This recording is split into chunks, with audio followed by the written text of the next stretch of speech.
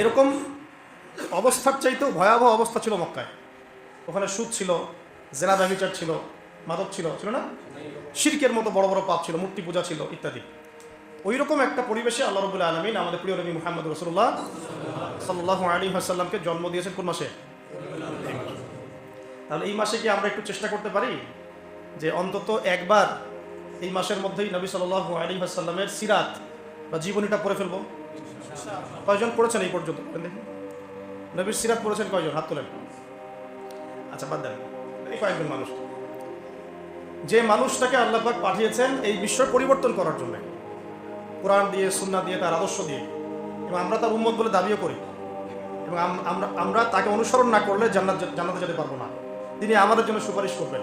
তো সেই প্রিয় নবীর প্রতি ভালোবাসা তো আমরা খুব দেখাতে চাই। যখন কেউ তাকে গালিগালাজ করে বা কটূক্তি করে, আমরা তো অনেক ভালোবাসা দেখাতে চাই, এটা তো ভালো, মাশাআল্লাহ। কিন্তু সেই নবীর জীবনী যদি আপনি না পড়েন, এটা কি আপনার জন্য লজ্জার নয়? আমাদের ব্যর্থতা না? আমার হাতে একটা পাতলা বই আছে, সিরাতের অনেক বই আছে।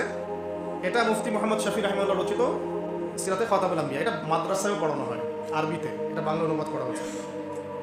তো এই বইয়ের পৃষ্ঠা সংখ্যা সর্বোচ্চ কত হবে? 140টার মতো। 140টা পৃষ্ঠা পড়তে কত ঘন্টা লাগে বলবেন?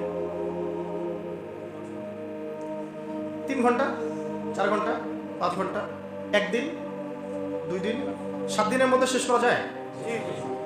তাহলে নিয়াত করেন এই মাসের মধ্যে শেষ করবেন সব। এটা ছাড়া আরো অনেক সিরাতের বই আছে। রাহিকুল মাখতুম আছে, নবী রহমত, রাহিকুল মাখতুম বইটাও চমৎকার, আল্লামা সফিউর রহমান মুবারকুর রাহিমাহুল্লাহ রচিত। আরেকটা আছে নবী রহমত, এটাও সুন্দর চমৎকার বই। এটা হচ্ছে সৈয়দ আবুল হাসান আলী নবী রাহিমাহুল্লাহ রচিত। এরকম অনেক বরেণ্য আলেমদের সিরাতের অনেক বই আছে, কেনা যাবে তো ইনশাআল্লাহ। এক কাপ কফি খেতে কয় টাকা লাগে? 20 টাকা কফি পাওয়া যায়?